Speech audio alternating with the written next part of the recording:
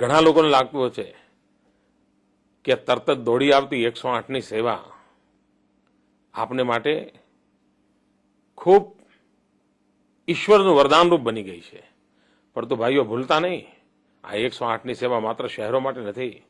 ગુજરાતના દૂર સુદૂર જંગલમાં જીવતા આદિવાસીઓને પણ એટલી જ મોકળાશથી 108ની સેવા મળે છે જેટલી સહજતાથી આપણને શહેરમાં રહેનારા ભાઈઓને મળે છે.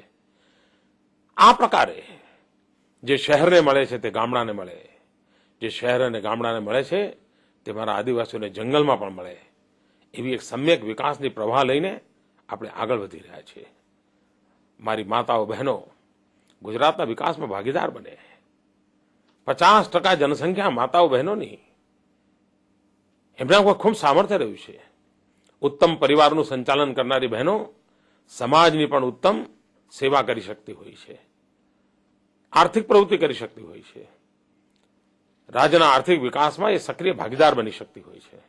અને તેથી જ લાખોની સંખ્યામાં નાના નાના સખી મંડળો બનાવીને કરોડોની તાદાદમાં મારી બહેનોને જોડીને મારે એમને આર્થિક શક્તિ રૂપે ઉભા કરવા છે. નારી એક આર્થિક શક્તિ પણ બની રહે એ દિશામાં મારો પ્રયાસ છે અને એમાં આપણને સફળતા મળી રહી છે. નાના નાના ભૂલકાઓને ધ્યાનમાં રાખીને, ગુજરાતની આવતીકાલને ધ્યાનમાં રાખીને એક મજબૂત પાયો નાખવાનો આપણે પ્રયાસ કર્યો છે. સમાજ તો જ પ્રગતિ કરી શકે જે સમાજમાં શિક્ષણ અને સંસ્કારનો પાયો મજબૂત હોય.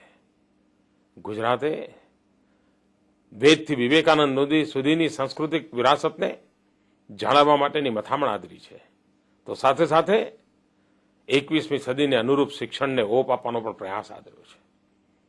કેટલી નવી યુનિવર્સિટીઓ, પેટ્રોલિયમ યુનિવર્સિટી એટલે ગુજરાત, ફોરેન્સિક સાયન્સ યુનિવર્સિટી એટલે ગુજરાત, પોલીસ યુનિવર્સિટી, રક્ષા શક્તિ યુનિવર્સિટી એટલે ગુજરાત, ચિલ્ડ્રન યુનિવર્સિટી એટલે ગુજરાત.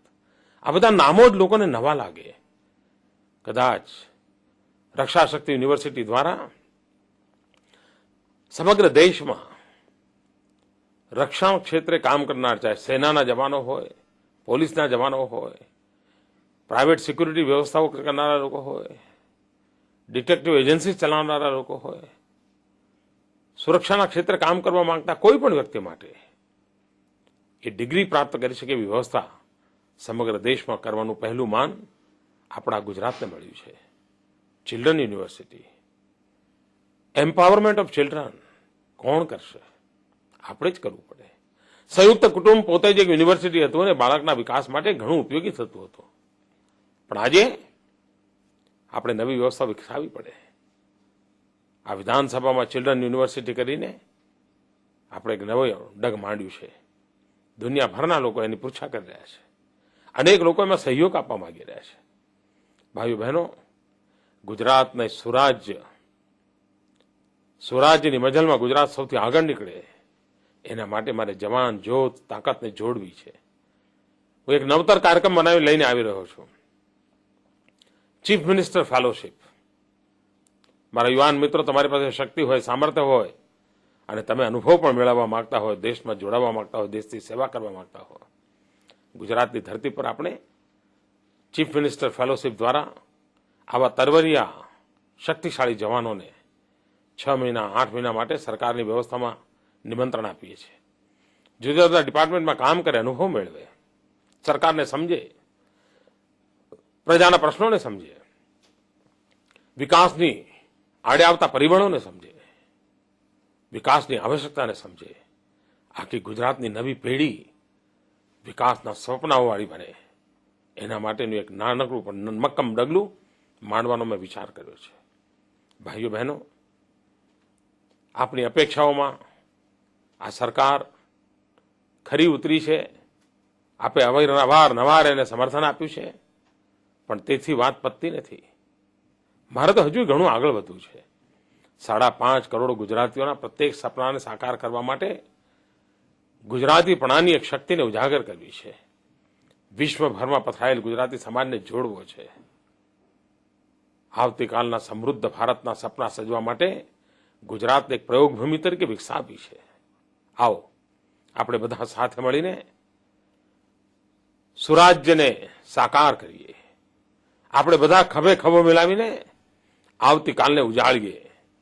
આપણે બધા જ આપણા પૂર્વજોએ જે બલિદાન આપ્યા છે એના શપથ લઈને ત્યાગ અને સેવાની ભાવના સાથે 2 ડગલા આગળ વધીએ. આવો, ગુજરાત આગળ ધપવા માટે થનગની રહ્યું છે. ગુજરાત આગળ ને આગળ વધવા માંગે છે. ભાઈઓ બહેનો, એક તરફ 15મી ઓગસ્ટની આઝાદીનું પર્વ મનાવી રહ્યા છીએ, કૃષ્ણ જન્મોત્સવ મનાવી રહ્યા છીએ, નવરાત્રી તહેવારો ડંકો વગાડી રહી છે, મેળાઓનો માહોલ જામ્યો છે, અને ત્યાં જ એક વૈશ્વિક સમસ્યા ઊભી થઈ છે, સ્વાઇન ફ્લૂ. શબ્દ સાંભળતા જ કંપારી છૂટે એવું વાતાવરણ બન્યું છે.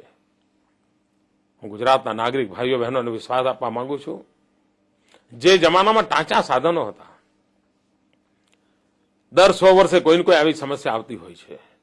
આજ માનવજાત એવી આ સંકટોને પણ પરાસ્ત કરીને આગળ નીકળી છે. 19મી સદીએ પણ આવું સંકટ ભોગ્યું હતું. આવો, 21મી સદીમાં આપણી સામે જે કસોટી આવી છે, આપણે બધા સાથે મળીને સ્વાઇન ફ્લૂનો સામનો કરીએ. આપણે એના માટે આવશ્યક જે છે નિયમો, એક નાગરિક તરીકેનું પાલન કરીએ. આપણે એકબીજાને સહકાર કરીએ.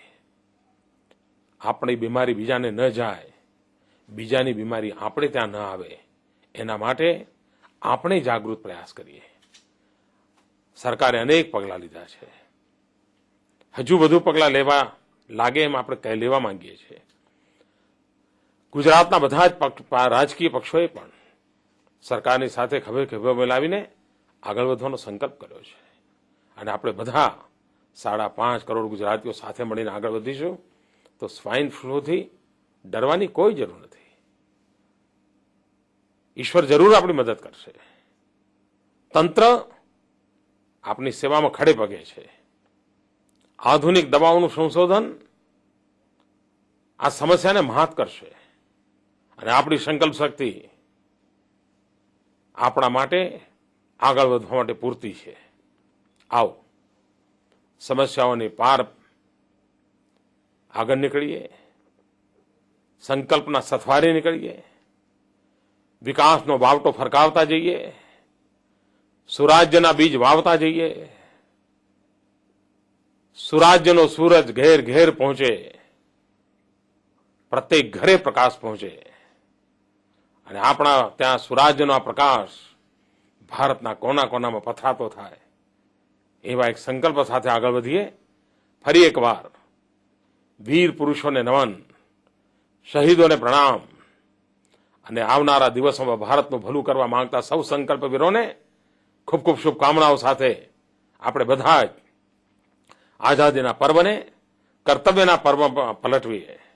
આઝાદીના પર્વને વિકાસની ધરોહરના રૂપમાં પલટીએ. અને આપણે આઝાદીનું પર્વ એક નવા સંકલ્પ સાથે મનાવીએ, એટલી જ અપેક્ષા. ફરી એકવાર આપ સૌને ખૂબ ખૂબ શુભકામનાઓ. ખૂબ પ્રગતિ કરો, ખૂબ વિકાસ કરો, અને રાષ્ટ્રના વિકાસના ધરોહરને મજબૂત કરવા માટે આપનું જીવન, આપનો સમય, આપની શક્તિ કામે લાગે એવી ઈશ્વર આપને શક્તિ આપે, એ જ પ્રભુ પ્રાર્થના. જય જય ગરવી ગુજરાત. વંદે માતરમ, વંદે માતરમ, વંદે માતરમ.